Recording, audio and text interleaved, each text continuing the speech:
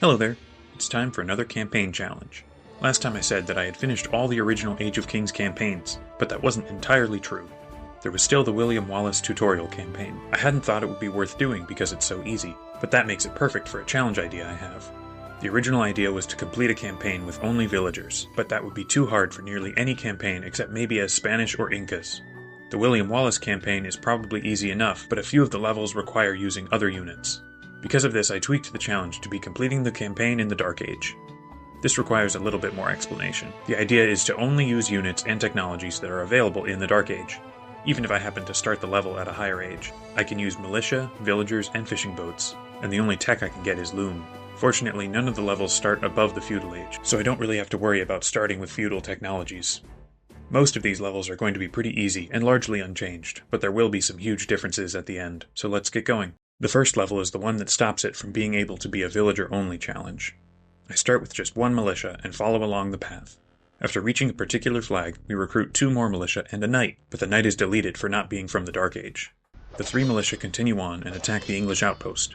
Here we get a view on the new synced-up attack animations for the militia. They swing a bit slower, but there will be a more obvious example of new animation later on. After taking down the outpost, I reach the village, then fight the 3 English militia to finish the first level. A little different from normal, but not in any way that's hard. I feel like taking a break though, so I'll do the next level completely normally. I gather 50 food, 50 wood, and 50 gold with Dark Age villagers, finishing the level. The third level is another normal one, where I build a house and a barracks, then train 4 militia to win. With 2 unchanged levels in a row, the next level will be a little bit different. To win, I need to reach both the feudal age and upgrade to men-at-arms. It's unavoidable, so I start training up more villagers and gathering food. I build a mill and eventually click up. I'm ready with my militia to fight off the English raid. They use men-at-arms, but I outnumber them and can fight them off. Now I need to upgrade my militia, but I can't fight with them without failing the challenge. So I garrison the militia in the town center to keep them out of the fight, and then upgrade them. The English attack again with a knight and 2 men-at-arms, and I fight them off with all of my villagers. Villagers are not very strong, but with the numbers I have, the English don't stand a chance. The 5th level requires us to destroy the English tower and kill the defenders. I start with a typical 3 villagers and a scout, but I delete the scout right away. I spend some time just building up my economy, gathering food, and making a few fishing ships. Once I have 24 villagers, I gather some gold and start training up militia. Here I decide to click up to the feudal age in order to trigger the English attack, and fend it off with my militia. After the fight, I head forward with my men, destroying a few outposts while continuing to send more militia. My army reaches the walls and breaks their way in. I have the numbers to overwhelm their men-at-arms and archers before finishing off the tower. In the 6th level, I need to gather all 3 relics. The first 2 are easy enough, but I do need to fight for the last one. I start with a few villagers and start building my economy. I also start with scouts, men-at-arms, and archers that all need to be deleted. I grab the first relic from within my base right away while training up my militia numbers. The second relic is easy to reach in my allies' town as well. Once I have about 20 militia, I attack the English from the north. I fight through their stronger units, losing some militia, but they are easy enough to replace. It takes a while, but my militia batter through the gate and make their way inside. I decide to take down the town center as well, just to be totally sure that the monk is safe on his way in. I'd hate to have to train more monks. With that finished, I send the militia to fight the rest of the English army while my monk picks up the last relic. By the time the monk brings it home, the English units are down. While the last 6 levels have been largely unchanged and pretty easy, the final level is a different story. There are a lot of things different about it, with an enemy in the Castle Age and, more importantly, one that will train more units than just what they start with. I begin with a half-walled city in the north of the map, along with some villagers and some knights, crossbows, and men-at-arms that all need to die. The goal of this level is to build a castle and destroy the English castle. At least that's what we're told the goal is. Turns out the only thing you need to do is destroy the enemy castle. That's good news for me, as it means I don't need to build any buildings from beyond the Dark Age. I start off by training more villagers and starting up on my militia numbers. I will need a lot to keep up with the imminent attacks. The English will stay in the Castle Age and attack periodically with pikemen, longbows, and battering rams. Fortunately, none are particularly strong. It will be enough of a challenge as it is without any heavy infantry or cavalry. I send one of my villagers to wall up one side of the base with houses, and I leave the left side with an opening. Without any defensive buildings or ranged units, having full walls won't help me very much. While I'm building up, my ring of outposts starts coming under attack, so I don't have long. I'm going to need some more serious production, so I make a few more barracks. Unfortunately, I'm stuck with the one town center, so my economy can't grow as fast as I'd like it to. The first attack comes in with a few longbows and a ram. My militia can fight them off, but they have some trouble chasing the archers down. This will be a reoccurring problem. I'm able to survive through a few more waves like this. There's not much real threat, but it's hard to gather enough food to keep the militia replacements coming in. My men are dying quickly, especially once they are distracted fighting the pikes and taking damage from arrow fire. To mitigate this, I try building some more barracks out front, and some houses to hopefully slow the English attacks. This might work if I had the economy to keep up production, but as it is, they only really serve as distractions for the attacking troops. What all this is doing, though, is giving me the time I need to build up a stronger economy and making the enemy waste resources. Eventually, they attack with a larger wave, and my army can't do much to stop them. Militia just aren't very strong. They start pushing up towards my base and destroying all my production buildings along the way. I hold back my men and sacrifice the forward buildings to buy time to build up some higher numbers. Here you can really see how dramatic the new animations are with how slowly the pikes attack. When I have the numbers, I can rush out and push the English back. This continues for a while, back and forth in front of my walls, which gives me the time I need to reach a full-sized economy. The next problem is that my gold is running out. Unlike any other challenge that I've done, I can't use any trash units, so when I run out of gold, I can only use villagers. Fortunately for me, the English have the same problem of limited gold, but they can make pikes with just food and wood. My militia armies are pretty weak, but if I can keep them up long enough, I can keep the enemy from making either longbows or rams. You might think I can just sell for gold at the market, but the market is not a Dark Age building, so I won't be using it. Despite not being able to keep up constant production from all the barracks, I make sure to keep making buildings out front to distract the enemy. It works well enough, as long as I make sure to target any rams when they show up. The full defense continues until I run out of gold, and I use my last force of militia to try and do some damage to the main gate, but they barely make a scratch on it before they all die. Now that I'm out of gold, we enter the next phase of the level. I will be continuing to train villagers for the rest of the level. The hardest part of fighting with villagers is just the production rate. I only have one town center, so it will take a very long time to reach a full population, especially as they die quickly. One silver lining, though, is that I don't need to hold many villagers back for the economy, when they only need to support production from one TC. I send my first wave of villagers in to attack the gate, and they bring it down below half health before they all die. The English still have gold for archers, so my villagers will be dying quickly until they run out. The English attack again before I can train another villager army, so I bait them under the TC. It works well enough, and I only lose a few villagers doing it. I also build a few walls in my base to funnel the enemy units toward my TC. It's hard to tell exactly when it happens, but the English run out of gold. This is good news for me, as my villagers can hold up a lot better against just pikes.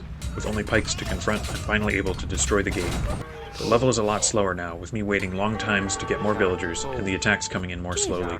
Waiting for the enemy to run out of gold was fine, but they can make pikes nearly indefinitely, so I'll try some other strategies before waiting for them to run out of food and wood. I send in another wave that brings down the two towers, and I'm able to get some vision on the rest of the English base. I find the town center and the one barracks that they make pikes out of. At this point, I'm not sure if they will replace buildings, so my plan is to just take out the TC and the barracks. Now, I mentioned them running out of resources as a final backup plan, so I get going with my villagers, walling in their big wood line to keep them from getting it. And although my villager is killed, I'll get back to that eventually. 3 waves of pikes later, I have trained up another villager army and attack the town center. It falls, but my villagers die before they can do much else. All but one, who finishes the wall and starts chopping their wood. Now that the TC is down, I need to move on to the barracks. They must have some code to keep making mining camps, as the whole base is flooded with them, and it does kind of stop my attack by messing with the pathing and at least gives the pikes long enough to kill all my vills. I nearly destroy the barracks, but don't quite get it. It's close enough though that I can rush it a second time and destroy it. With the barracks and the TC down, the only thing left is the castle. Or that's what I thought. Turns out they rebuild the barracks right away in the exact same spot. I'll need a new plan. As I'm running around the English base again, I see that they've also built their TC. I wall in the rest of their wood line while I wait for the next army to be ready. With the buildings being rebuilt, I figure that the only real plan left is to rush down the castle, no matter how many waves it takes. I give it a go and barely make a scratch on it before my villagers are overwhelmed. The plan seems doable though, until my second wave reaches the castle, and I find out that they are repairing it. That's another plan that won't work then. Things seem a bit hopeless unless I want to wait the hours for them to work through their entire resource stockpile, 10 pikes at a time.